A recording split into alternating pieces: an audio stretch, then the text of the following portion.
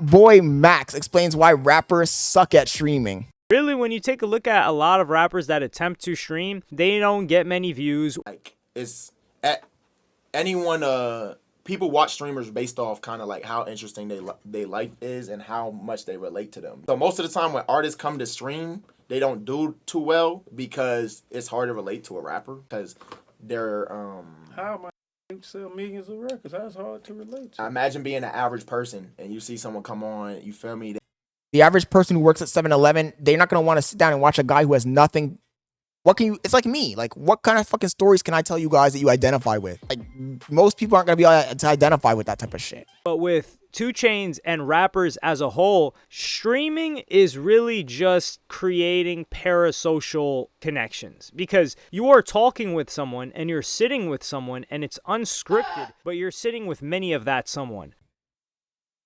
Rappers, it's more of an aspirational relationship than a parasocial relationship. I would argue that streamers, live streamers, have a higher ratio of stans than or parasocial relationships. And the reason for that is because they feel like they're just like them, as opposed to rappers where it's like, oh, that's where I want to get to. Or an NBA player, that's where I want to get to. That's like the destination. Whereas the streamer, he's just like me. I don't really watch streamers in general as a whole, but this is different from rappers because rappers think that they can just come on here and offer what? What is it that you're offering? If you're getting on a platform like Twitch, the majority of your fans are not even on there, number one. Whereas for streamers or content creators, the medium in which they are consuming their product or their content is the same one where they're going to stream, which gives them a higher likelihood of having a ton of viewers. When you're a rapper, there ain't no chat for rap.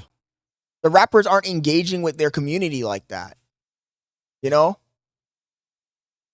YouTube added a little bit of a layer of parasocial with the vlogging where you could leave a comment and people could respond to the comments and you would be able to interact with your content creator. The same as Instagram, the same as TikTok. And you might get lucky. But now with streaming, we added an additional layer of communication between the content creator and the viewers. Because now you guys are talking in real time. And the guy who's reacting or streaming can see your chat real time and he can respond to people one-on-one. Even the big content. In fact, I would say that the bigger the content creator is and the more people are watching the stream, the stronger the connection becomes. Because now you feel special. I'm not even going to lie. Even in the clip that I took of the Big E, I always tell you guys, I'm not a big fanboy. But when Big E responded to my message and then he clicked on my profile and pulled up my account on his stream, like I did feel kind of fucking special.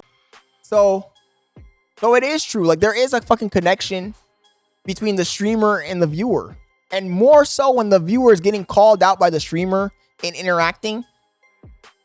But it's a double-edged sword because it also attracts trolls because the trolls also want attention. But the streamers, and this is what you notice, the rappers, their numbers never even come close to rivaling the streamers because that's their home court advantage. Same way that a streamer is not going to rival the numbers or the quality of music that a rapper is going to bring. So he's already understood this game for a very, very long time as opposed to a rapper who their craft is so far removed from streaming because streaming is really just like vulnerability, showing who you are, like people making fun of you. A lot of rappers can't really handle that for the most part. When streamers, they're like, man, what was you doing today? That looks goofy. And they don't mean it in a harmful way, but it's kind of like this parasocial relationship where they're like, yo, I'm gonna crack some jokes on this dude in front of the chat because they also want status in the chat.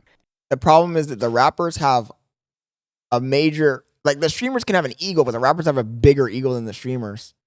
And they can't deal with trolls, literal trolls. Do you think a guy like Drake is gonna deal with an army of trolls? And then they end up either muting their chat or restricting it somehow, and they end up not getting a lot of views because you need the trolls too. I think rappers think that it's something that they could just do on the side, and it's not. I would say it is the hardest and most straining career mentally speaking, within creating stuff. When I'm talking about like outside of like including music, videos, etc. But with streaming, there is that constant pressure to be performing in real time. So that's why I say it's the hardest and most stressful.